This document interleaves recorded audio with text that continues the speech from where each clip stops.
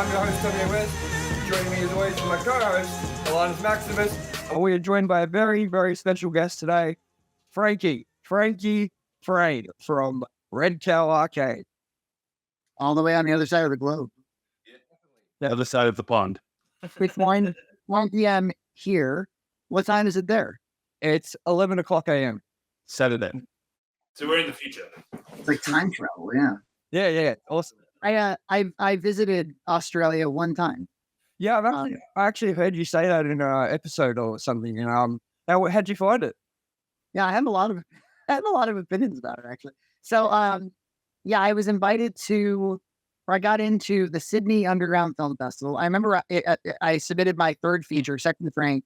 This is in 2012. I don't remember why or how I submitted to the festival. I think I was just like shotgunning. I was submitting to lots of festivals. And this is before, I don't even know, to be honest with you, I don't even know if film festivals still exist or if they're important or if people attend them. No, definitely are. Definitely are down here. I did film school as well, yeah. So I went to SAE Film School in Melbourne.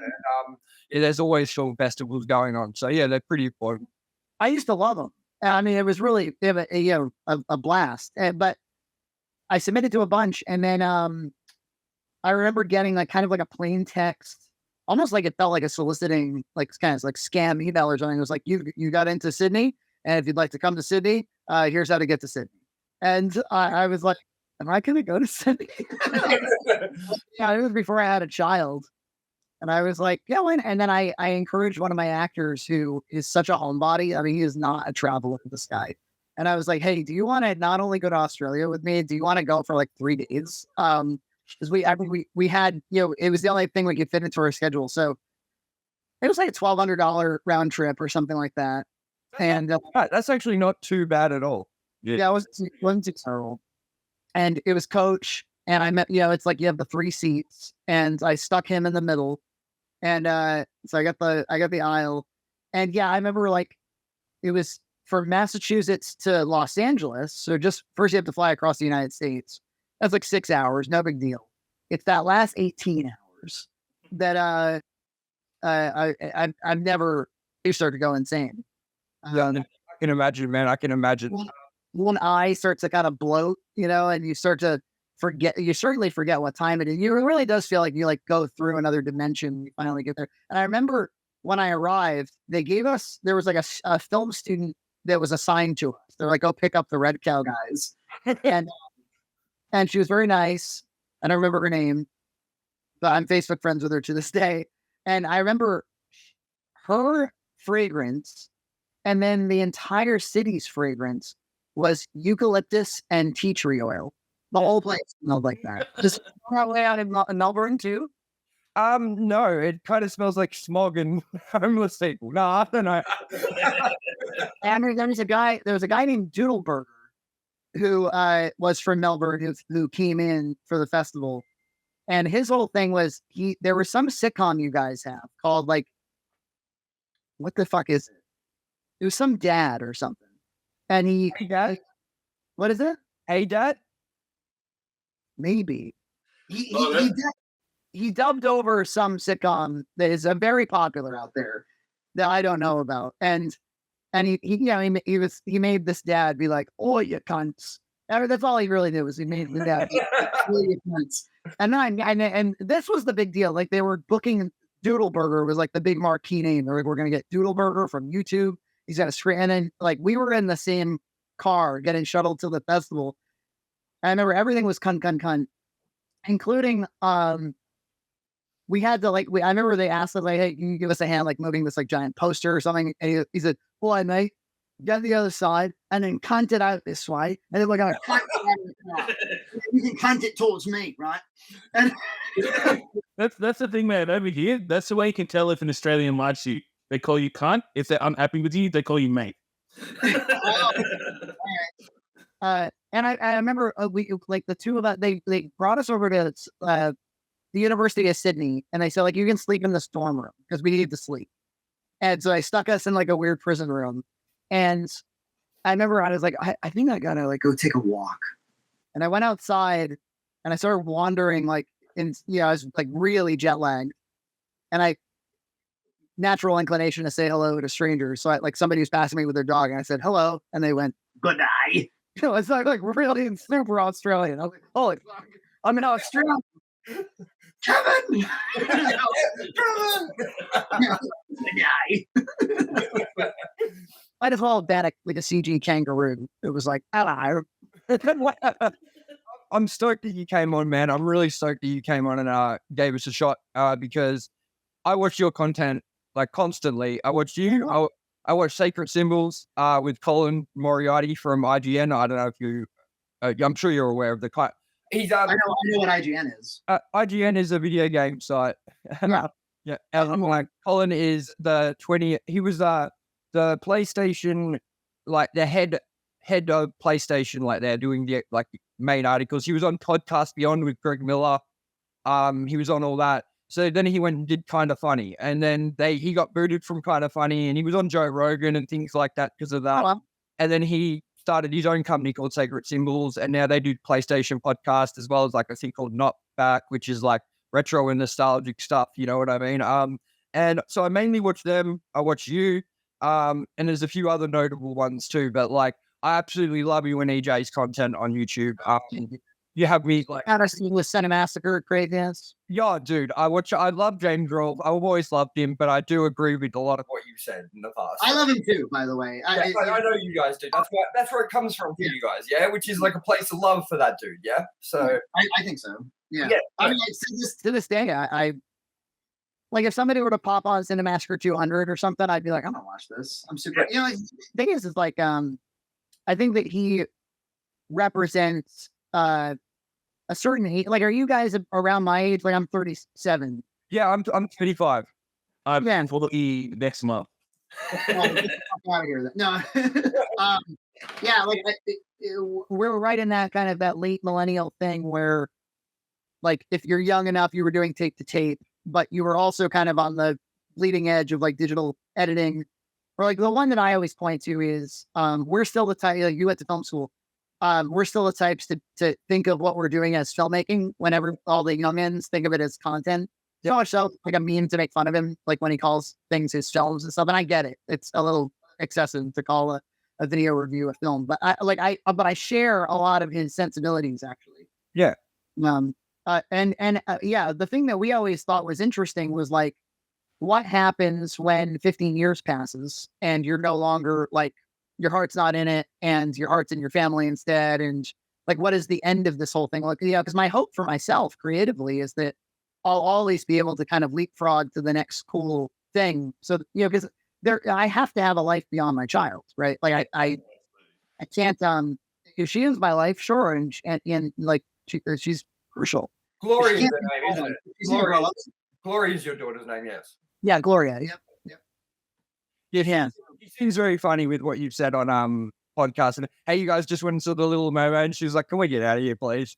Fuck out of here. Yeah, she's great. She's hilarious. The other morning we woke up and the thing about children is they don't say good morning. There's no greeting. They greet you with a non sequitur. And we woke up and she goes, I think I need a pocket watch. And my wife goes, yeah, she's like, how to sleep? She goes, pocket watch? And Gloria goes, a pocket watch. And that's how the morning starts. That's great. That's great. Yeah, kids are great. I've got my own son. He's 10 years old. And like, he's great because he's like all about movies. Yeah. So like, he likes the ins and outs of how they're made and things like that. Because I went to film school, so I'm teaching him. I'm like, that's a green screen. Well, good.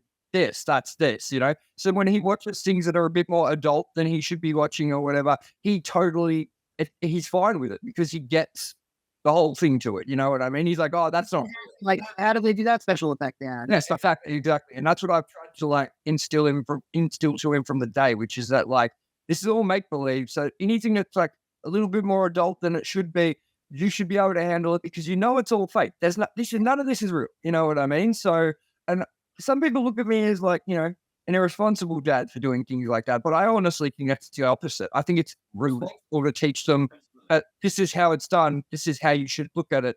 And it's more of an art than it is something scary. You know, and Yeah, it's probably more that the average person would be incapable of making it accessible to your son. So the default is let's not show them horrific things. But if you're actually able to like set context and be like, look, movies, there's only a few ways to make movies, and there's only if you can crack the code for them where they can kind of spot a special effect and understand, and then I think it's challenging probably to explain, like, so why would I want to watch somebody get dismembered? Or why would I want to watch gruesome violence? Or, filmmakers like Tarantino to this day struggle to answer that. He continues to be grilled for like, so why all the violence though? Seriously. And he's kind of at a point where he's like, stop asking me. I don't know. It's pop and it's it's comedy and it's drama and it's visceral. And it's almost like it's impossible to, if you don't get it, you don't get it. If you know, as the children would say. Yeah, exactly. I mean, my son's mum always says things like, you shouldn't be letting him see like Jurassic Park. And I'm like, it's Jurassic Park first off. I saw that when I was in primary school. But kindergarten, I saw that in, I have no problems with swearing in front of my child or like that sort of stuff because he's so responsible with it that he knows, he gets it. He's like, I know that it's different in art, it's different in music because it's conveying a feeling, it's conveying an emotion, That's cool.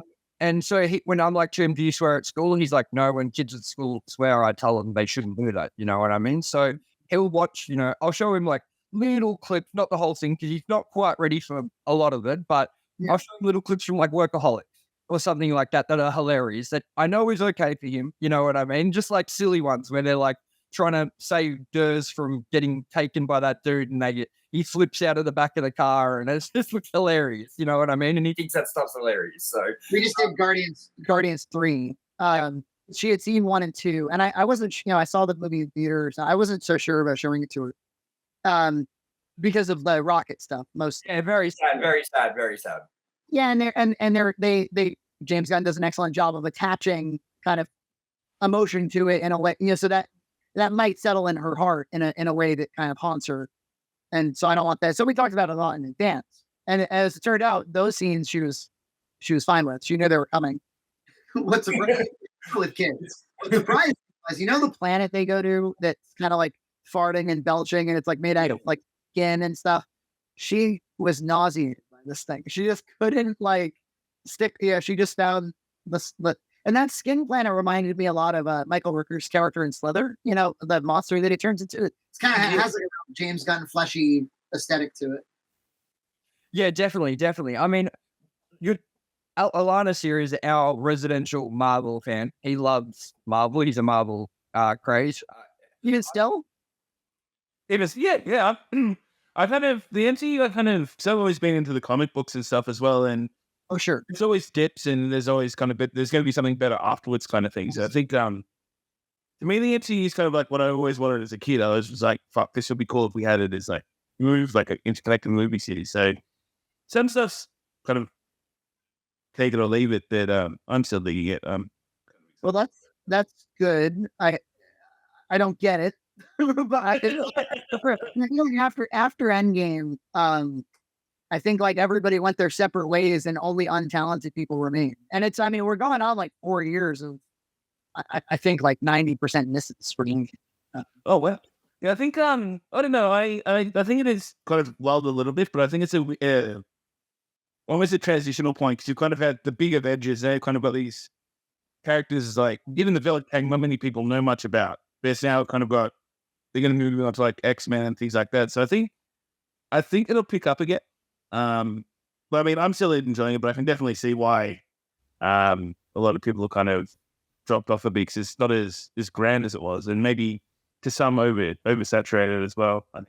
Yeah, that's for sure. They went from like showing us 4 hours a year of content to like 60 hours a year. So I charted it out at some point. I mean, it's just from a business perspective, really quite dumb. And predictably, they're now like, I think what we found is that the audience, we gave them a little too much. It's like, yeah, no shit. Well, come on. You didn't know, like I might greenlight 7 shows a year and see how that goes.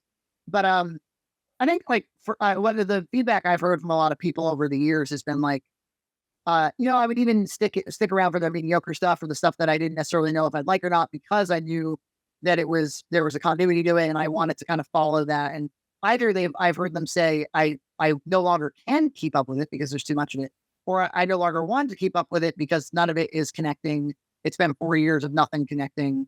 It's kind of obvious, like after you sit through like an entire show, like, okay, this is not part of a plan. There's no plan here. They clearly have, like, it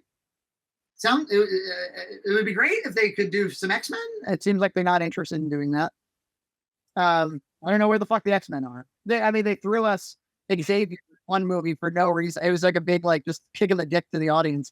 Wheel out 90-year-old Patrick Stewart. We've got Wolverine coming in Deadpool 3. Yeah, that's the thing. I think that their problem is doing it. But that's another gimmick. Yeah, that's true. I think the problem is doing it right as well, because X-Men, like the Fox movies, are pretty notoriously trash. Like they break their own continuity movie after movie kind of thing. So I think they... Can I pitch something to you? I think that there's enough good in there of the X-Men Fox movies that if you did this, if you started with First Class, that's your first X-Men movie. I think it's pretty good. The Matthew Vaughn First Class movie. Jump from there to X2, which is kind of the best of like that first group. Then go to Days of Future Past. I think you need to go straight to Days of Future Past, which I love Days of Future Past, actually. Yeah.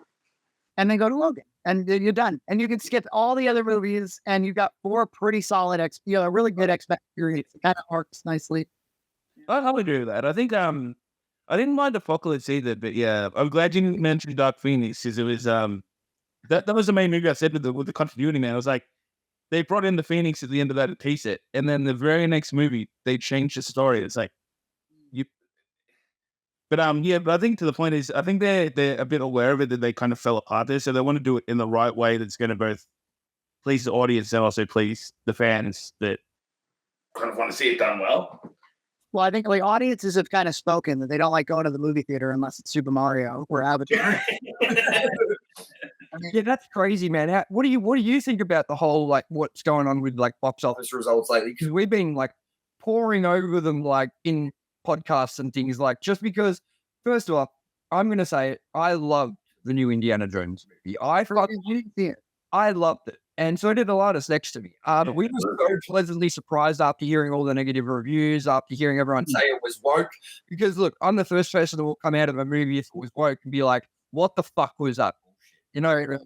But I saw this and I came out going, it was another Indiana Jones movie. I don't understand. Like, and everyone's complaining Harrison Ford's too old in it, and it's about a grouchy old Indiana Jones. And it's like, but people change, and like, wouldn't it be cool to see like the evolution of a character that gets to 80 years old or whatever he is set in the movie, and see that he is a different person and that things aren't the same for him, rather than him just being the straight up Harrison Ford we've gotten from every other Indiana Jones movie. I like progression, but that's just me. I don't know about everyone else, I didn't see it, and I nothing about the trailers grabbed me. Yep. But I do like James Mangold. I love James Mangold. Copland is an amazing movie, and that Johnny Cash movie is really, Walk the Line is super good, and Logan is amazing, and the Wolverine is quite good too, actually. And so I was like, well, if you hire James Mangold, you're probably not going to get a bad product. But I'll say this, I think a lot of people were okay with Harrison Ford as Han Solo in like The Force Awakens. He didn't do it. Like, I feel like Harrison Ford hasn't done anything for me in like 2 decades.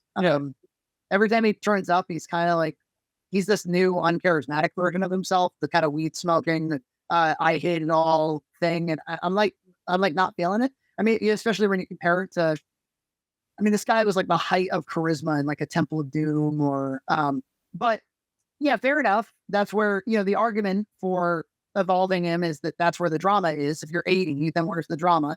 It does on its face come off to me as like, is there any other story you guys can come up with besides like, hey, while off screen, this legacy character became a recluse and is depressed? Is there anything else you can come up with? Is it because you're all depressed? The people writing this stuff. Yeah. Like I was thinking, like despite the Flash being a bit of a mess, it's probably the most respectful depiction of a legacy character we've seen in Michael Keaton's Batman. Like, because he doesn't play old depressed Batman, he just plays Batman. He just comes back as Batman. And that's the thing, you're talking to someone here who really liked The Flash. I actually really enjoyed it. I enjoyed my time with it. Like, yes, I know it had some bad CG. Yes, I know there's some plot points that were silly. Yes, I know it has Ezra Miller. But at the end of the day, I came out of it pretty happy compared to when I came out of Batman, which I don't hate the Batman. The Batman was fine, but it was too long. It was way too long. And it was very depressing. I feel like PTSD from it. Like we came out and I was so down because I was like, I just feel like I just sat through 3 hours of just pure, and like, I don't know if you felt. Yeah, you probably have seen my review of the Batman. We talked about it when it was fresh. But I remember one of my first thoughts about it was, well, when I was watching it, I remember like enough to being like, oh, okay, they're really gonna do the noir thing. Because we never really, like noir is a big part of certainly The Dark Knight Returns. It's a big part of that. Like Batman Year One is it's a noir about Commissioner Gordon. And by the way, I think that's the movie. Make a Commissioner Gordon Batman Year One movie. But anyway, there's an animated version of it with Bryan Cranston as Commissioner Gordon. I've seen Year One. Year One's great. Yeah, it's wonderful. Yeah. But I remember thinking, oh, this will be kind of cool. And the movie never kind of realized itself, and the vision for it was a little too close to stuff we kind of had already seen. And like with Dark Knight trilogy and things like that. Yeah, it wasn't like a departure enough from that. Catwoman did really very little for me. I was like pretty uncompelled when she was on screen. But what my takeaway was, hey, the crime families and Penguin, that's its own, and like the whole issue with with Thomas Wayne or Martha Wayne being crazy and all that stuff they kind of added, and Maroni keeping that under wraps. He had like an unholy relationship with Thomas Wayne. I felt like that was its own thing. That's actually like its own narrative. And then separately, the Riddler chase, there's the Zodiac killer, there's a terrorist in the city, and Batman, through his detective work, needs to locate him. It's very distinct from this crime family thing. And I was thinking, I was like, really, what this movie is a little too big for its britches. Like it could have been chopped in half and made into like a really cool 2 or 3 part like HBO Max thing, but just during COVID, it may have actually worked. But yeah, I remember in the theater being like, this sure is going on too long. And then the third act really hurt it because they had to they had to present a philosophy around their Batman. And it was like, instead of being vengeful, he's going to be like a paramedic. Was that they slapped something on to be like, we think this is what our movie's about. It's almost like they didn't quite figure out what it was a smart movie and there was cool things in it. And there was new ideas to some degree. And I liked some of the quieter moments. Like I'm thinking of Riddler's first murder in the opening of the film. Yes, really. That was very creepy. That was very creepy, and I like that. You know what I mean? And there's this kind of there's like a political debate happening on television in the background. So there's kind of this the politics of Gotham are kind of playing in the background thematically. So there's like cool stuff happening in that movie, but somehow it's almost like they brought in like a world renowned chef, and like somehow like the meal came out a little undercooked and not quite right. It's very rare. I feel that way about a movie where I'm like, I think the pieces are here, and somehow it didn't quite come together. Whereas Flash, now that's a movie. Okay, here's an interesting take on it. You probably saw me describe to EJ the movie. I definitely did. What I heard from people after that clip went up was they were like, either they said, I wasn't going to see that movie, and it was really interesting to hear Frankie talk about it. Actually, it sounds better than I thought. Or I heard, wow, I wasn't going to watch that movie. Hearing Frankie talk about it really confirms my suspicions, and I really don't want anything to do with it. So it's a high concept movie. It obviously is not for everybody. I think it holds together and is pretty good. For me, though, Ezra Miller is the disrupting factor. Yeah, and that's the same for Alanis as well. Myself, look, I've worked out that I have to start separating the actors from the art, because some of my favorite shows in the past, like that 70s show, you know, what's happened with Danny Masterson recently, you know what I mean? Yeah. And the shame that Danny Masterson is my favorite character in the show, you know what I mean? Which is like, a whole nother can of worms where I'm like, fuck, I have to try and break this barrier, and I gave it a go and I started watching it again and I was like, I don't look at him as Danny Masterson. I look at him as the character Hyde. You know what I mean? So what I did when I was going into The Flash was try to look at The Flash as The Flash, Barry Allen. I didn't want to look at it as Ezra Miller. And that seemed to work for me. It doesn't work for everybody, and I'm not saying it should work for everybody, but it definitely did work for me and helped my enjoyment levels. Well, to be clear, his horrific sex crimes or whatever it's accused of was not actually my problem. It was just his acting. He's just his acting. I just found him to be a grating Gen Z piece of shit. And the moment that I say it in my review, I'm like, there's a line where he's like, "Holy Funyuns!" Or there's another moment when they approach Supergirl's prison. This is really great scene. Batman kicking ass all the way through, and there's two Barrys there, and one of them's like, it looks like a giant scrotum.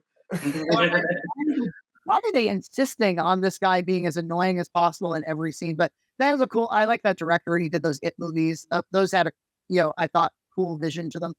Interesting thing about those It movies though is it kind of felt like the second one, the Bill Hader one, kind of like overwrote the first one. Like you almost didn't need the first one. You got all the information you needed in the second one. I think in the first maybe if they knew the first one was going to be successful and that they were going to make two, maybe they would have restructured it. I think that the first It was so fantastic. Like that was one of my movies of that year. I really enjoyed that movie. It was really good. But then the second one came out. I was not so hot on it. So I didn't like it too. I got very bored during it. I thought that Pennywise didn't have anywhere near as the sort of like memorable moments that he did from the first one. Like the only thing I can remember from that movie with Pennywise was him under the bleachers. Right. Calling that little kid in. You know what I mean? Right. The first time you're kind of seeing him and he's calling her in under the bleachers or whatever it was. For you, like the most memorable, the kind of standout thing about the first movie would be like the Pennywise moments. Definitely like the first bit with the boat, with Georgie in the boat. And then, later on when he's, like when they when they run into the house and he's sort of like doing all these weird, I loved his demeanor. You know what I mean? Like he's very sinister to me. And I think Bill Skarsgård did a great job on being Pennywise. You know what I mean? But again, on a lighter society, he loves the Tim Curry version. Yeah, I think I like both installments of the most recent one. I think as much as Alex, I think I had that template. The It movie for me was was when I was a kid. It was the first movie that literally scared the shit out of me. Like I couldn't look at the moon for a good 2-3 years after seeing it because it's space and music, kill them all. And, like I'd had my curtains closed. If the curtains were even opened a little bit, I'd be like face against the wall. No, can't do it. So it left a big impact on me. It hasn't aged well, but it was also good seeing kind of the different interpretations. And I think it was done well. It was modernized and kind of brought up to where it should be. I think a bit better with the book. So that guy's going to go on and make Batman Brave and the Bold, and under James Gunn's tutelage, I think maybe they'll have something. Yeah, that could be good. So, back to my original question, which I just remembered I asked you, was what do you think is going on with all these box office results lately? Do you think it's to do with the actual films themselves, or do you think there's something going on with the climate of audiences going in? Well, I think to start, I think there's a lot to be said for momentum. Like when people are in a routine, and I think prior to COVID, we were in a routine of going to the movie theater. And even then, even for the past 15 years, there's been a lot of question about there have been declining box office sales for anything that's not a tentpole. So the industry already adjusted some time ago to be like, okay, people are going to still come out to movies, but only if it's a Marvel film, only if we spend $200 million on it, only if we spend $300 million on it. Only if it's a premium IMAX experience. They're not going to come out to see a $30 million Adam Sandler movie anymore. Like that, if Adam Sandler is going to now be made for Netflix. For instance. By the way, I think that's a real shame that comedy. I like comedy is a perfect genre to congregate a bunch of people in the same room and laugh together. 100%. I mean, you can almost have a not so funny movie and everybody's still cracking up laughing. Like that's a very social experience. But you said that about Kevin Smith's Jay and Silent Bob's reboot. That it wasn't that great of funny of a movie, but in a cinema with everyone else, it was sort of more funny because everyone was like helping each other laugh a lot. And I only realized that later when I rewatched the movie. I was like, this is not very funny. And I remember I walked away going like, we all cracked up. And same with, I saw Red State in 2010. He four-walled that. Famously, he four-walled that, where he rented his own theaters and screened it for, it was like $60, see the movie and see a Q&A. And which for Kevin Smith at the time was a genius business model, because if the guy spends $5 million on a movie, he can make $5 million on the road. Yeah. Pretty easily. But I remember that. Now I love that movie. I think that probably is his best film. But it's great. Red State is great. Yeah, it's great. But the crowd for the horror moments and they were right along for every horror moment too. And so horror is another genre that's like great for big packed cinemas in the city. So that's a shame that we miss all that. So, but I think that a lot of so COVID is obviously a major issue, which is that people already were asking themselves, what's the value proposition of going to the theater? Then they stopped going to the theater. They started relying on it even more than they already were. YouTube was already dominating a lot of their time. I know, speaking for myself, and I bet you guys are the same way, and I bet everybody else on the planet is the same way. But when I have my free time and I can take a breath and it's time to decide what am I going to put on TV, it's so often easier and lower stakes to pop on a YouTube video than it is to pop on a commercial or narrative film. Even if I know the narrative film is going to be more intellectually nourishing, often the YouTube video wins. So I think once we broke the routine of going to the theater, it was like, all right, well, and then the studios didn't help themselves, because then they started saying, don't worry about it. We're going to have it on that streaming platform that you now subscribe to, that you didn't subscribe to before. Like, it used to be like, you had to get it on VOD. You gotta get it on Blu-ray. You gotta, you had to go out of your way in some way for on video releases. And now it's just like, no, it's going to come to the platform I already subscribed to. So why would I double dip on this thing? Yeah, definitely. I believe that's what's hurting Disney a lot too. I think their profit margins.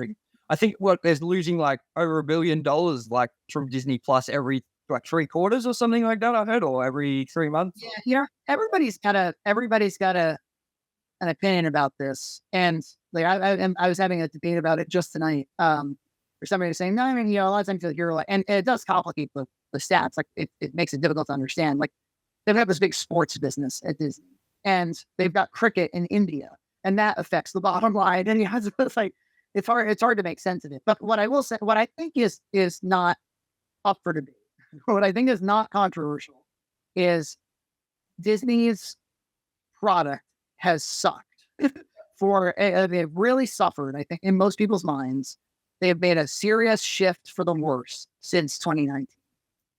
Call it post-Endgame if you must. They've had some wins, but not many. Almost not. I mean, like Mandalorian season 2. And then besides that, like I'm talking about Lucasfilm and Marvel, because Lucasfilm and Marvel represent Marvel itself, I think, represents 40% of the entire box office.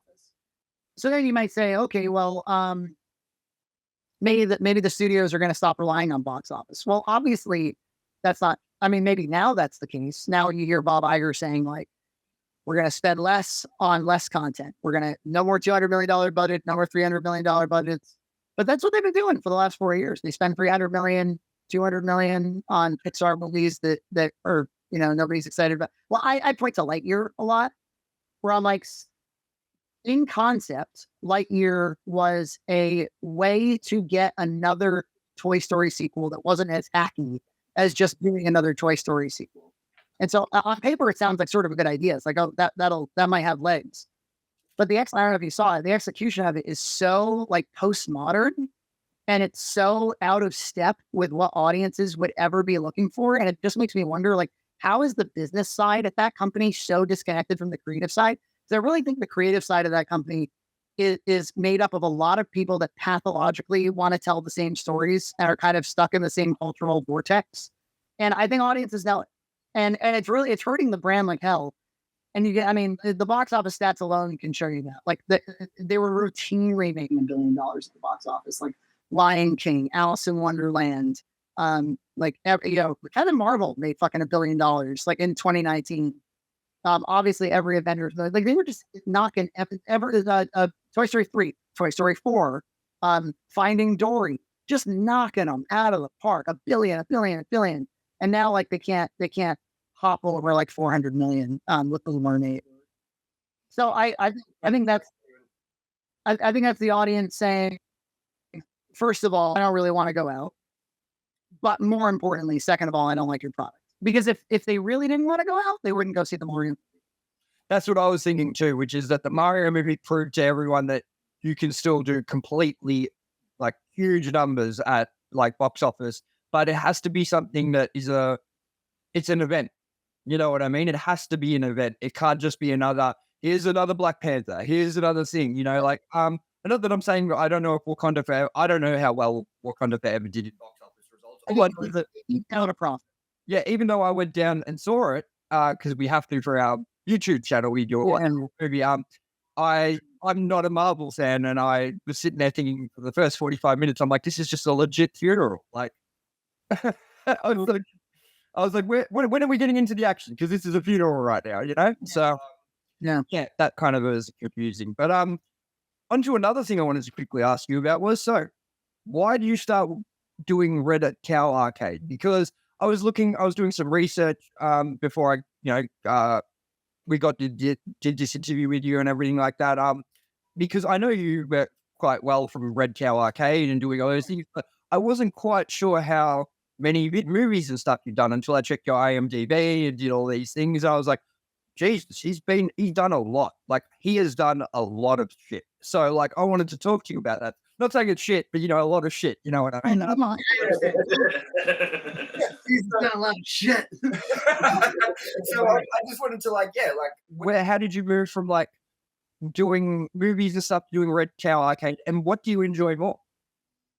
Yeah, there's a funny pattern in my creative career where I work really hard on certain kinds of projects, and then the ones that I was doing for a lark become the thing that I become known for. So what I would encourage like your viewers to check out if they want to learn about me is the channel trailer for either of my two YouTube channels, either Red Cow Arcade or Red Cow Entertainment. It's a 16-minute little documentary I made earlier this year that I think comprehensively and very carefully plots you through where I started, what I've done, each feature, why I made each feature, who my major collaborators have been, and how that's transitioned into podcasting and into YouTube content, and what kinds of YouTube content we've created. But here's the so you get there's beautiful visual aids that go with that and everything else. But here's kind of like the cliff notes of it. I got into filmmaking when I was 14. It was really, I was always interested in like stop motion animation or anytime back then we didn't have DVDs, but if a making of thing about Jurassic Park came on TV, I'd rush in to check it out. Special, any kind of DIY, any kind of make your own, any kind of do it yourself, I thought was really interesting. But what was, what kind of was the light bulb moment was I was at a sleepover in 8th grade, and I was a big South Park fan, and they had only just come out the previous year, 97. And I started learning about these guys, Trey and Matt, who from Colorado. They had met in college. Okay, two guys met in school. That's kind of interesting. They were very authentic, like their personalities they really seemed like two normal guys that somehow like broke through. I remember reading like interviews with them in TV Guide and that sort of thing. And I learned that in college, they made a feature film called Cannibal the Musical. And so I was at the sleepover and we went to Hollywood Video of all places, ironically, Hollywood Video. And they were like, we should pick up a movie. And I saw Cannibal and I said, oh my God, that movie that I heard about, that independent film that those guys made is here. Can we watch it, everybody? And everybody's like, no, we want to pick up like an Adam Sandler thing or something. That I somehow convinced everybody to go home with that tape. And you could argue that that's kind of what changed my life, was the decision to go home with that tape or not. So we went up to, there was like an attic in this dude's house. I remember it was like a kid, none of us were all that close with it. And it was like he wanted to throw a big party. So we all went, and it was like a sleepover party. So it was like movie time. We go in none of us should be watching this thing. all of the pre-roll before the movie starts is Trauma. And I had not heard of Trauma before. It's Terror Farmer. It's Tromeo and Juliet. There's a trailer in Tromeo and Juliet. There's a moment where she's having like a dream and like or she becomes pregnant, and when her pregnant stomach bursts, it's popcorn, and the dude's like eating popcorn out of her stomach. I was like, never seen anything like this. And all of my friends, these other 13, 14-year-old friends, are laughing hysterically because they can't believe it either. They're totally scandalized by it too. But unlike them, I'm like, well, wait a minute, if this counts then where do I fit into this? And then we proceeded to watch Cannibal. In the opening sequence, it's Trey running around with a fake beard at age 20-something, eating his friends with fake blood flying all over the place. We had a TV that wasn't tuned properly, and so the blood looked orange, like bright orange. And again, everybody's laughing. They're like, oh my God, the blood looks so fake. And I was just getting such a thrill out of like, what the fuck is this? And everybody then fell asleep because they only were interested in it for a moment, but I was hooked. And what I saw, again, for the first time in my movie watching life, was like, I could see the production. I'd never seen the production before. It always, the illusions, the special effects worked on me in the past. This time I was seeing friends laughing together, making a movie, rolling a camera. And that was just like, well, why can't I do that then? And so I started writing a script for my first feature. And, it was like this like musical comedy about like an obese kid. Well, I need to lose 10 pounds. And I got it in my head that like, I'm going to make this movie or I'm going to die. That's what I'm going to feel like. There's no way.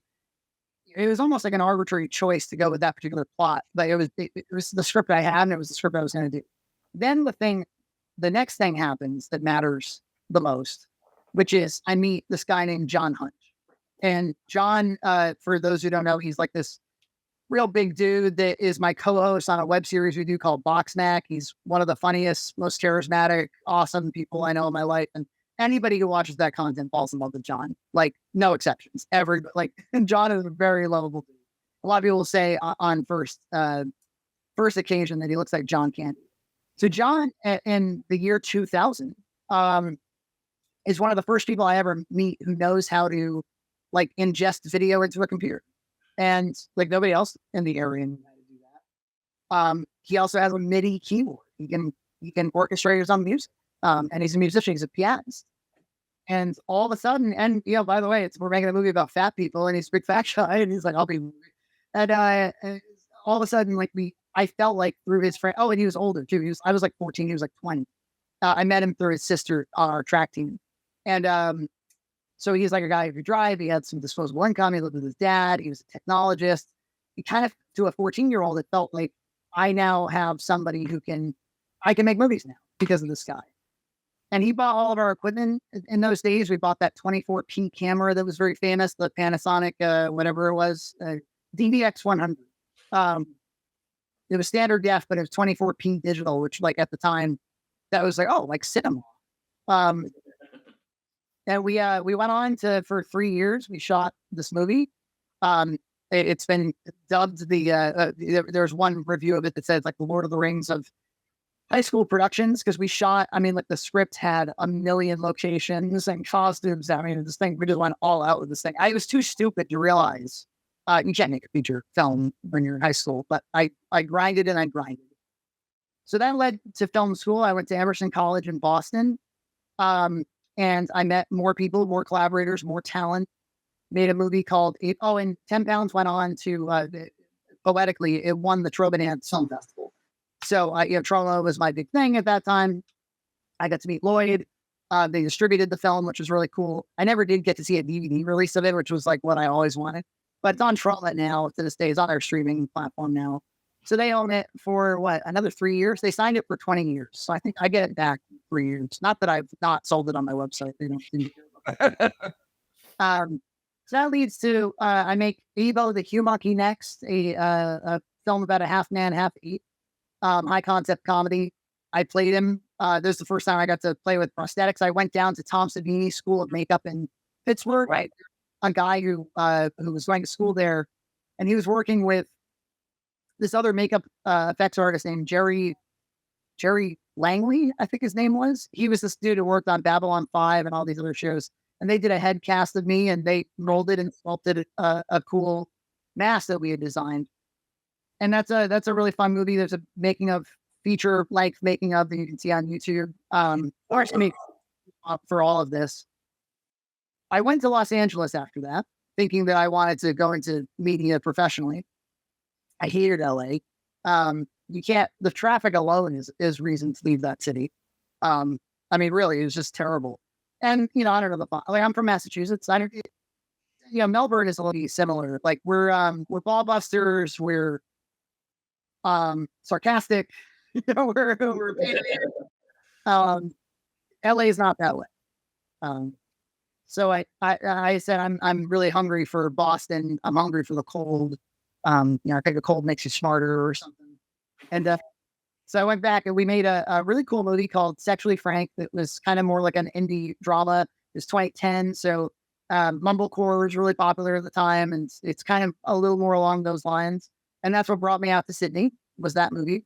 And amazing experience, by the way, to go to like an art university on the other end of the globe. And what was so cool is they brought all of, like tons of film students saw our work. We got to do a Q&A out there. It was like, people were actually interested in what we were doing. It was really cool. And then that led to, I got my master's soon after that. I thought I was going to teach film.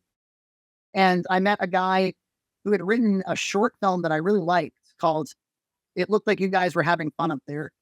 And so we made a feature version of it just called Having Fun Up There. It's about a musician in his late 30s who's like, from the start of the movie to the end, it's really about him deciding he's going to give up on his dream.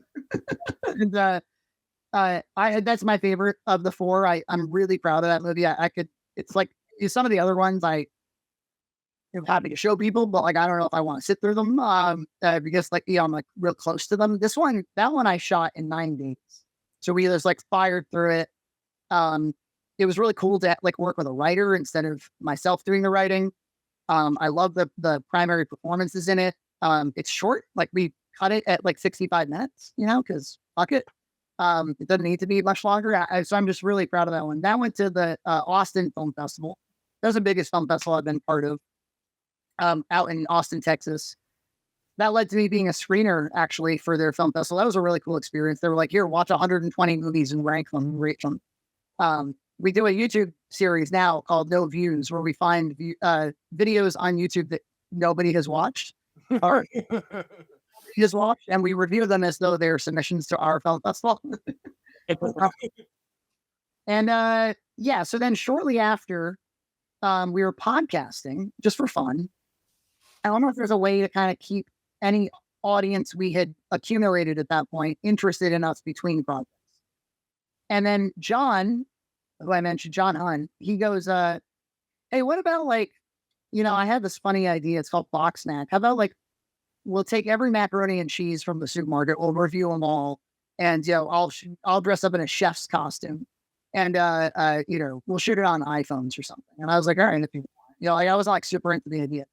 Well, EJ comes over. I met EJ through the master's program, and he sets up a nice camera, an overhead. He's got his main camera. We're using the lapels from all of our features. All of a sudden, we're treating this like cooking show, like it's like a real. I edited it, meticulously, and it ended up popping up on the front page of /r/videos for a few days, and we got this big influx of people that were interested in our mac and cheese show, and it's just me and John. Making each other, it's essentially like a podcast, but there's we're boiling water during it. And that turned into doing Halloween specials that were full-blown horror movies. And that turned into doing Christmas specials, which were full-blown variety shows. And I mean, once some people were watching, we went all the fuck out. Box Snack became my life. And we did a lot of kind of adjacent content to that. We did a show called What's in John's Cart, where we just follow John around. He's like a bargain hunter. And we just watch him kind of think his way through purchases. And that brought us out to flea markets and all kinds of great stuff. And so it's to the audience, it's like they're coming along to shop with us. So we made 100 of those things. We made almost 200 now, Box Snacks. People from around the globe, including Australia, have been sending us macaroni and cheeses. We thought in 10 episodes. It turns out there's endless numbers of mac and cheeses. And then we knew so much. We've tried all of yours, and you guys have like canned cheese for some reason, which is fascinating. Yeah, that's in the deluxe macaroni cheese. Yeah. You know your terminology. Yep. And then we did a documentary somewhere in there about how expensive weddings have become, and that was a really fun project. It's like a feature-length documentary. My wife and I co-directed together. I think it's a really good time, and it's kind of like a deluxe version of our web content, I guess would be a good way to describe it. So I don't know, 5-6 years pass of just like cranking out. I mean, we didn't miss us. We would release on Sundays, and we would often release on Tuesdays as well. So for a long time, we didn't miss a Sunday, didn't miss a Tuesday, hundreds and hundreds of videos, all of them heavily edited, all of them pouring our heart into them. I have a thing about like, I love lowbrow stuff that I put too much effort into. And I think it was EJ who said, listen, we've got a Patreon. We've got like 100 people that subscribe to it. We make about $400 a month, something like that at the time. I think we owe them more than we're giving them. Why don't we have like a $2 tier? And you and I, this is his pitch. He's like, you and I will get on the phone, and for 10 minutes, we'll talk about what we're working on, what's going on in our lives, and you know, what are we watching right now? What are we playing? And get out. Right. That was his pitch. Well, so it was audio only at first. It was over the phone. So it was a shitty phone recording. Like if you listen to the first episode or two, and then I'm like, we take out the Zoom recorders. Let's make this sound nicer, right? And then, I'm talking to you. I can't talk about The Flash for less than 45 minutes. So I'm a talker, and it turned into a 2-hour podcast. Okay, fine. So it's a 2-hour podcast. It's audio only. It's only for patrons. Not that hard for us to get off, because it couldn't compete with all of the effort that I was already putting into everything. Well, then some of the patrons were like, I think we had done video once or twice with Zoom. And they're like, oh, we really like it when you do video. Can you do video every time? We're like, yeah, that would probably add like 20 minutes to the whole process. Okay, let's do it. We do video. Then like some of them were enjoying it, and they were like, why don't you maybe put up some clips so that more people will subscribe? We're like, okay. Well, there was one such clip. I know the exact clip you're talking about right now. The one that I was introduced to you through. Where there we are in our PJs, and we're just blabbing and blabbing about James Rolfe. Just honestly, we thought we were talking to 40 people. So, our patrons. And I threw it up there just as like a whatever. And of course, the Cinemassacre Truth subreddit, which we had been browsing and laughing about for a little while, they picked it up. Okay, fine. And it got like, I think it went up to like 4,000 views. And then something happened where it exploded, and it started to get like recommended with James Rolfe's behind the scenes video, as if it's like a special feature on the DVD. Well, which we didn't expect. And, a lot of hate. Something that happened. I mean, if you guys have ever experienced this, or if you someday might experience this, is you'll be going along, you'll be just talking to the same audience for a while, and then when something breaks through, and a whole new stranger audience that didn't know you existed, when they see you for the first time, half of them fucking hate you, think you're ugly, think you're stupid, think you're dumb. But then like 10% stick around. And so like all go away. And then, and so you have to like weather a storm of hate. And then like, 5 to 10% stick around. And now you got like, they call on you for the next several videos, which is cool. It's like an attrition period. And then, so then we rebranded, at the time we were calling it the Patreon podcast. Well, we rebranded it to Red Cow Arcade. And I think I was maybe selling myself short. Like I didn't think of like me and my in-depth opinions about movies I just saw as an example, or my in-depth opinions about a YouTuber. I didn't think of that as something that we could sell the channel on, but I think I have found over time that people want my views on things because I'll express them with some degree of depth.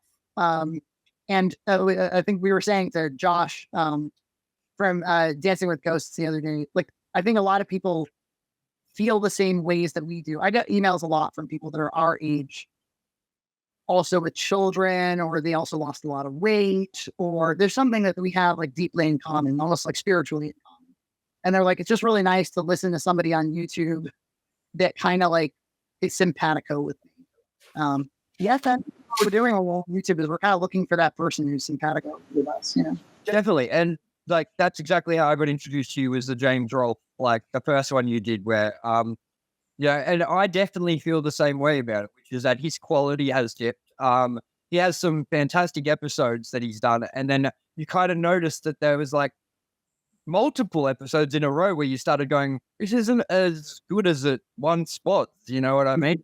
I remember I had a friend who was like, "Do you notice that was edited differently?" And I was like, "No, yeah, I have directed, I've written, I've acted, but if I needed something to go on my tombstone, it would be and I'm an editor. Yeah. I really love video editing. It's the art that I've put the many tens of hours into. I like to think I'm really attuned to editing. And I was like, oh, I gotta go. In fact, there just a quick side story on that. I remember, so I edit all the Box Mac episodes, for instance, and I think that's very important because when it's two unscripted people speaking, you have to find the comedic rhythm in it. And if that rhythm's not there, the audience, I think, will lose like their rhythm with you. It's what brings them along moment to moment, second to second, you know? And so there was an episode where we were joking on camera about oh, I'm going to let John edit this one. And then we went through with the joke and John edited it and it drove me fucking crazy. And I edited, so then I put up the Frankie cut. So the primary episode is a John cut and then there's a Frankie cut. And I think mine's shorter, of course, because I'm a tight editor generally. But we got a lot of people's opinions on that. We're like, oh yeah, it does have like a different DNA to, you know, it's his sensibilities versus your sensibilities. So somebody was pointing out, and I think it was the Pepsi Man episode of AVGN. They were like, do you notice that it's got different sensibilities than his normal sort of thing? And it's like, oh my God, you're right. And then they pointed out in the inflatable decorations episode. The you could see Kieran, couldn't you? Was it Kieran or even more common? Yeah. You know, this giant guy, you know, I'm James now. Sorry. But what the thing that I find so interesting about all of it is, yes, the decline, yes, the finer details, but more so, it's more like, I mean, conventional wisdom is if you can hand something off, you can hand your legacy off to someone else and it can survive beyond you. You've done your job. Like that's the real challenge. And I'm kind of like pushing back against that a little bit. I'm like, no, I think sometimes like the thing is you. Yeah. You know, South Park is Trey and Matt. Trey and Matt is something else. Marvel is Kevin Feige. You know, and when Kevin Feige kind of disengaged, it's like the DNA. Or maybe the DNA was Robert Downey Jr. and Chris Hemsworth and whatever. But the point is like I think everything has its heyday. You sort of have to accept that like if you hand this thing off, it just ain't gonna be what it was. Definitely, especially something like Angry Video Game Nerd, which was James Rolfe. You know, that was him. Like that was all him writing. That was, I believe, him editing all that time. And then suddenly, it's like someone else completely. Like it was like he was like, "All right, I'm going to show up and do the video." Yeah, what is going on? That's literally true. Yeah. My favorite thing that you've ever said. He came in and did his hey, I'm talking crusty. Yeah. Thing. Yeah, right. Yeah. And I think for other creative people like us, it's kind of like depressing to find somebody that you found so inspired, abandon the thing. And then it's a little bit worse than that actually, because it'd be one thing if he was like, hey folks, it's me, James. I'd like you to know I'm hanging it up. You know, that'd be one thing. But it's kind of more like I'm gonna pretend I haven't. I don't know. Yeah, and I loved when I emailed you first, and you got back to me, and you're like, "I'm just a lot like James at Rolfe. I'm pretty busy with my time."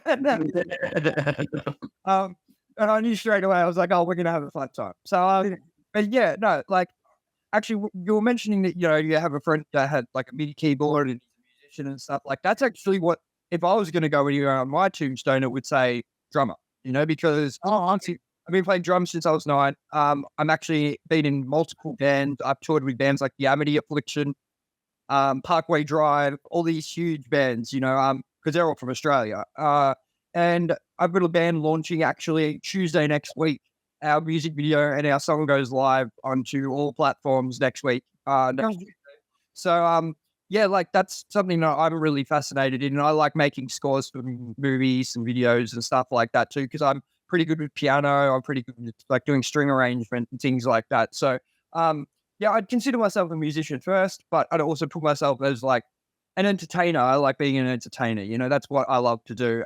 As well as do film, because I just made our whole music video and edited it and did Great. stuff too. And you use like storytelling too, right? You know, it's a narrative, a song.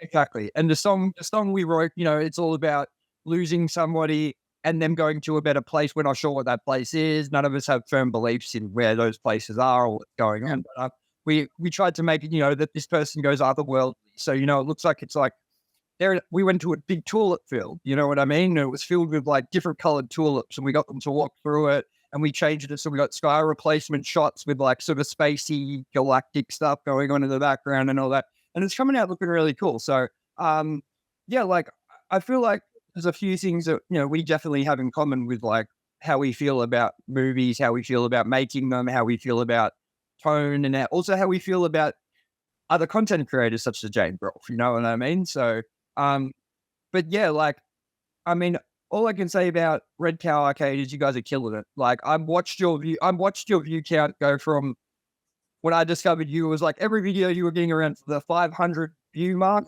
to the James Rolfe video, which went to what, 75K? That one's like 205. That's right, 205, but you do have another one that's 75K-ish around. Yeah, just, you know, all of them really hit every time I do James. And then we have to fend off against accusations of milking it. And it's kind of funny because like we could easily go hard on being a drama channel, but there's really no incentive for us to do that. A, because I think we have more on this particular topic, and B, this is not our day job for either of us. So I'm not like, oh my God, we so old that we have to commit to it or something like that. So then the question has become like, well, then why have you done 15 videos on James Rolfe? Because our audience is interested in our takes. And now a few things have happened. Kieran quit, and they plagiarized the entire Monster Madness. I mean, people want to know how we feel about these things. And so yeah, exactly. Discussion. And some people have been like, this is bullying or this is harassment to discuss it. And I'm like, as Quentin Tarantino once said, I just reject your hypothesis. I don't think I get 3,000 views per video discussing a massive channel like a pioneer in the YouTube space. I don't see how that's harassment. And, you know, I suppose there's a below the belt comments that we could make or we have made or what, you know, I try to avoid discussing like the weight and stuff like that. We made a fat joke or two, and we paid your those made me die of laughter. There was one that you said on your first one that I just was like rolling, and you're like, pardon the pun, like that. It's not something about rolls. Yes. We're already running a little bit over time. You don't mind if we're just like a couple of more minutes or whatever asking you? Yeah, it's all good. All right. Artist, I'm sure you have some things you want to ask. Is there anything you want to talk about? I was kind of fascinated with the whole Troma thing because a bit of a fan of the Troma franchise. So it's interesting that story, and that would have been pretty cool to meet Lloyd Kaufman. I think that would have been an experience. Yeah, he's in AVGN too. We got him. Yeah, we got him in there. And then something I didn't mention was the guy who wrote Having Fun Up There. His name is Jeff. He directed a documentary about Lloyd called Movies of the Future, and Lloyd, you know, gave him a lot of access to make that movie. And that included going to the set of Return to Nukem High in 2012. And he asked me to be a cinematographer for that. So I actually got to hang out for 2 days on the set of Nukem High and hang out with Lloyd and, watch all the chaos. And then years later, they came out with a making of feature documentary on that movie. And I was like, oh my God, I was there for some of this. And I know all those people. And I didn't know there was that drama happening at that time. You know, I was kind of like a happy-go-lucky guy with a camera. But I'd say, like, if you were to ask me, like, outside of Cannibal, of course, which is like, I cherish that film. Like, what's my favorite trauma movie? I would cheat with my answer. I would say, like, probably something like The Making of Terror Firmer or The Making of Citizen Doxy. Those making of documentaries on their DVDs are.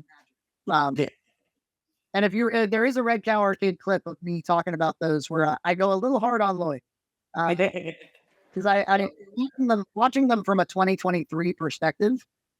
I mean, there's definitely abuse going on there, and they're kind of they view it almost like it's virtual. It's almost like, oh, this is just like suffering for art. But I feel like in today's climate, it kind of is just viewed as manipulation and abuse. And I think those days are over. You know, like making like people sleeping in basements, you know, like co-ed bathrooms that are unhygienic, and you know, all these things that kind of make like a hearty trauma experience. I think that's all done with. Yes, definitely. Well, that means too potential of a trauma set alone. You know, should shut this shit down. But what's coming up for you in the future with you and EJ and things like that? What have you got coming up? Well, so I've been managing 2 channels. Is the kind of result of it, and so every 2 weeks we record the full podcast, which people can for $2 a month they can watch the full podcast uninterrupted. And then if they don't want to do that, they can wait for clips from it to come out, which I edit. So that's where you actually see like kind of you know, for instance, I did a clip recently of talking about Kevin Smith's mental break that he had and some of the weed stuff. And I've watched that, yeah. that's been kind of interesting too. Is like I'm starting to express some of my like more controversial opinions. Like I think maybe like weed has gotten too good of a rap. As an example, people fight back and say that shit. So like, I'm good for their weed. I'm not going to argue with that at all with you. I'm a weed smoker, obviously, but but I do not let it affect me in a way that I think it can affect other people. Well, it's not that I don't let it; it just doesn't seem to affect me that way. And I kind of like look at it like it's some people can handle their alcohol, some people can't. Some people can handle their drugs, some people can't. And if you can't handle it, or if it is affecting you in a way you shouldn't, then you should probably stay away from it. You know what I mean? But I also think that you shouldn't do it in times when you're expected to be on as well. You know what I mean? Like, or when you're creating something like a movie, you shouldn't go to film school blazed. You shouldn't go to the film set blazed. You know what I mean? And I think that's where a lot of people have that sort of like problem balance, you know, with their balance, you know what I mean? And I think that sounds like what Kevin Smith had was a problem with balance, you know? I don't begrudge people their vices or their outlets. We all have them. You know, it's akin to video games. It's akin to, you know, name your thing. I do think alcohol is far more harmful than anybody cares to admit. Yep. Because there's kind of like a mass delusion thing that can happen where everybody's doing it so habitually that nobody's going to call anybody out. Yep. And so everybody is like, oh yeah, I know about those alcoholics, but I'm not one. And nobody wants to investigate that because that would be being a narc, or that would be being judgmental, or it would be calling yourself out because you know, like, oh shit, I do have 3 drinks a night. But I think I'm okay with 3 drinks a night. You know, and then like you quickly so it's like a society of rationalizing. Yeah. And I think that like, I'll tell you, when I put up that clip, there were tons of comments from people who were like, you know what, man, like, I'm thinking maybe I'm smoking too much weed. I think, you know, I go to it too often. I leap to it, you know, and I like to think that I don't need it to manage my anxiety, but apparently I do, because, you know, I normally smoke in these circumstances when I have to meet my family or whatever, and I can't imagine doing it without it. And so clearly I have a problem. So I don't know. I worry that we underplay this stuff to cover our own asses. And so I don't know. I think it's fun. It's been fun for me to try to build a little bit of courage to say something unpopular. And that's why I respect you, man, is because you say what you want to say. You say how you feel. You don't sugarcoat it for people. And I think that's really important when you're trying to build up a relationship with the audience you're with, is to not bullshit about what you're feeling. You know what I mean? People want to hear your thoughts. They don't want to hear what you think they want to hear. You know what I mean? So yeah, well said. I was thinking about this just the other day. I was like, you know, because like the childish or immature approach to something like a YouTube would be, I want to be seen by as many people as possible, and I want them all to think I'm cool. You know, like that. It's kind of like I think how a child approaches it. And assuming that you're not going to be able to make it your full-time job, why would you continue to have a creative outlet or to express yourself on a platform like this?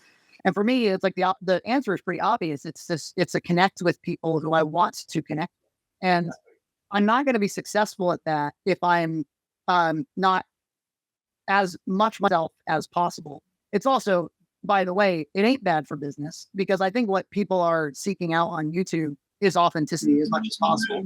Because there's you can run into a whole lot of bullshit on YouTube and a whole lot of like people chasing the algorithm or riding trends or oh shit, the Sonic movie's coming out, so we better do a Sonic AVGN or whatever. You know, like there's a lot of that you're watching.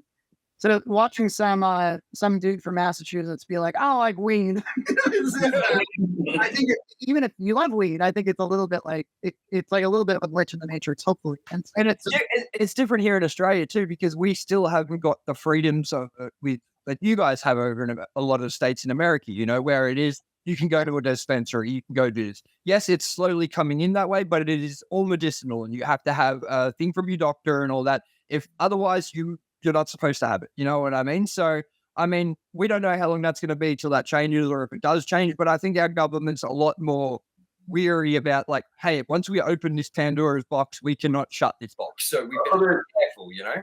Funnily with that, there's one place where you can get it, and that's Canberra, which also is where all the politicians are. What is this correlation? I had you might know I had this gigantic weight loss a couple years ago. I do know. I followed it a fair bit. Yeah, my addiction was true, and it was a major area of suffering, I think, in my life, where and one that I think a lot of people relate to, which was this kind of this comfort eating and lack of exercise and being too busy. And a lot of it was like I had a long commute and I was too busy, and it's you just keep taking these gambles with your health every time you make a bad food decision. And I heard Steve-O, of all people. You know, Steve-O has a lot of wisdom these days about. He does. He definitely does. And he said like beating addiction. One of the things that's cool about beating that particular disease is you can become like most of the time, like if you have cancer and you beat cancer, you're kind of just like back to your baseline health. And he's like, but beating addiction, like you actually transform into maybe a person's better than the person from before the addiction. Yeah. So there was a time when I actually carried the period of time where I was really big, I carried it kind of shamefully. Like there's a lot of video like that. So there's a lot of people that discover me and are like, oh, wow, you were really fat. You know, and I for a little while, I was kind of like embarrassed by it. I was like, is there any way I can digitally defat myself or something? So the backlog, but you realize you're like, in some ways, going through an adversity like that and then coming out better on the other end, it really does. It's the kind of the Christian notion of like the suffering is sanctifying. You know, it's a little bit sick, but I think there's something to it. Well, I do want to congratulate you on that, because that is you did a huge. You put in a lot of effort and you lost a huge amount of weight. When you look at, where you were back then and where you are now, it is a huge difference. You know what I mean? And like when I saw that, because I did discover you while you were skinny. Yeah. And then I heard about your weight loss and went back and looked at the videos, and I was like, man, that's a complete difference. You know what I mean? So congratulations on that, man. I'm very happy that you stuck to that. I'm very happy that you stuck to like being that, you wanted it that bad that you stuck to it. You know what I mean? Because there are people out there that want it, but it seems like that they can't want it enough because they're not putting in that effort. You know? True. Yeah. Well, I often think of it in terms of like, that's just it. Is Arnold Schwarzenegger, again, of all people, he was like, and there's I put together a weight loss video. This is kind of like half hour that does a deep dive into the whole thing. And I tell you, of all the, like, yes, I hear about James Rolfe stuff a lot. Second to that, I hear about weight loss stuff a lot. A lot of people come to me and be like, I saw your weight loss video. It was a kick in the ass for me. I really like a lot of what you said. But anyway, Arnold said something like, he's like, as long as I have a goal, I'm happy to be in the gym because everything I'm doing is toward the goal. And he's saying like, because I've already made my mind up that this is what I want, then all effort pointed in that direction is actually satisfying and actually fun, and really it doesn't require the level of kind of like mental effort to get it done. So what that means is that all of the psychological effort is front loaded into that kind of that moment that you make your decision. And I've heard from other people, I've talked to a lot of other people who have lost a lot of weight, and they say the same thing. They're always like, I had enough. And when I had enough, everything changed. Drug addicts talk like this too, actually. I can speak about that, actually. I can speak from that. I was a massive meth addict. I was for 6 years straight. And then maybe longer every day. I used every day, and it destroyed me mentally. It took my son away from me. It took my whole life away from me, and I had to become a better person. And now I finally have my son. I finally have, a lot more positive outlook, and yeah, I have not once gone back to it. You know what I mean? Was there some moment where you were like, I've had enough? Yep. I looked at myself in the mirror one day and just thought to myself, what am I doing? I'm wasting my money. I'm wasting my life. I'm not progressing. My house is trashed. You know what I mean? It just makes you only care about that one thing, which is meth. You know what I mean? You care about nothing else. Everyone else can go get fucked. That's basically what it is, And now I feel like I have myself a lot more caring about other people and wanting to get involved in a lot more than I did, rather than just sit in my room or go to the casino and sit in my car and smoke pipe till I could get to inside. And everyone would be like, "You coming inside?" And I'd be 3 hours later, I'm like, "Yep, in a minute." You know what I mean? It controlled me, So I don't have any experience with that, but my guess would be that when you said I've had enough, it was more than just saying I'm going to put down something bad. It's kind of like saying I'm going to decide to live. Yep. Because continuing, you would have died. Yep. And you actually were saying no, I choose life. Yeah. And choosing life means a lot more than just bumbling along to the finish line. Choosing life means what the fuck is life? And why should it matter? Why? Because you decided it matters.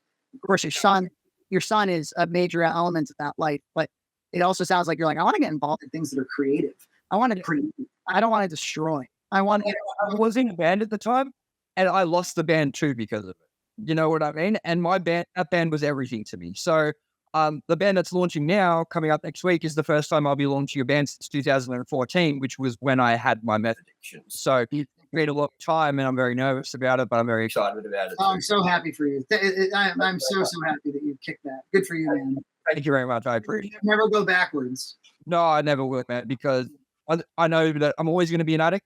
I'm always going to be a meth addict, and I've got to stay away from that because it wouldn't take me long to get back into the swing of things. You know what I mean? So chemical wants from you, right? That's a problem with Australia, man. We're saturated in methamphetamine at the moment. Yeah. It's a big problem. It's a huge, huge problem. I mean, Alan can testify to that. Absolutely. Yeah. I think in the States, it's the middle of our country has a big problem with it. Yeah. Is that places like Ohio and things like that? Exactly. Yeah. Yeah. Less so on the coasts for some reason. Maybe it's because we're, income is different or something. I don't know, but it's meth is a really big problem in the middle of the country. Yeah. I think it's a big problem worldwide, but it's just, it's becoming more prevalent every day, So yeah, I hear people talk about it.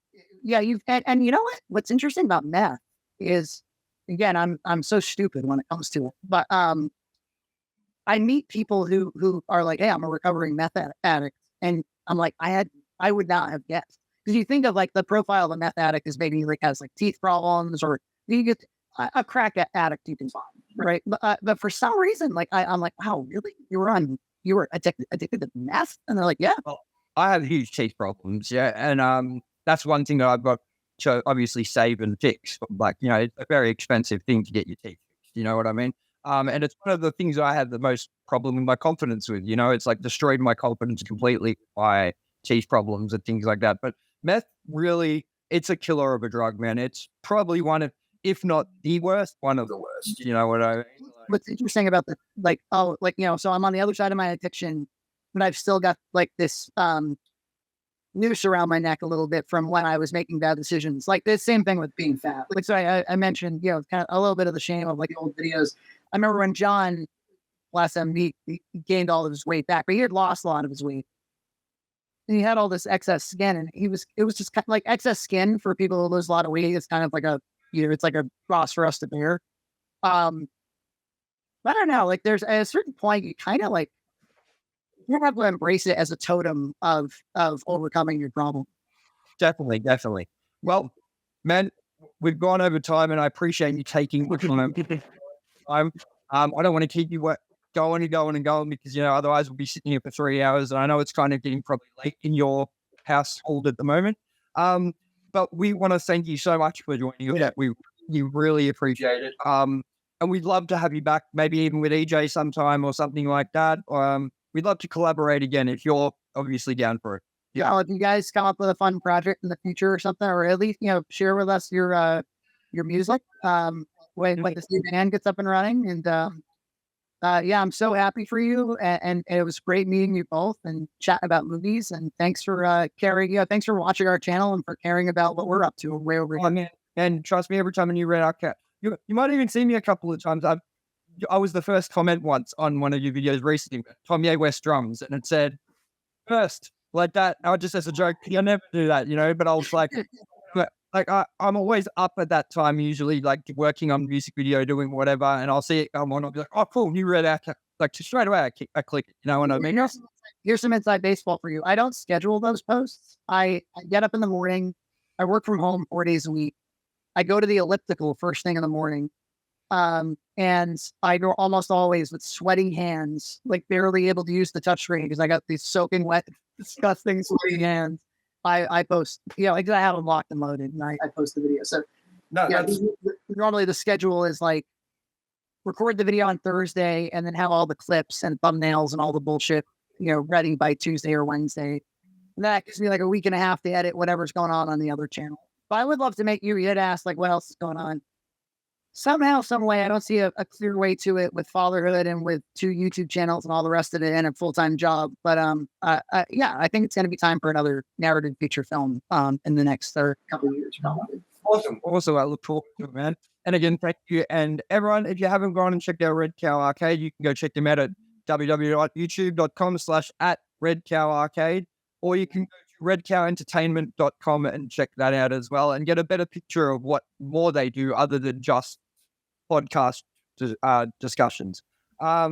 So again, thank you, Frankie. You're a legend. And I'm stoked that you came on and gave us a chance to interview you. So thank you. Yeah, thank you. Thanks for having me on. Thank you.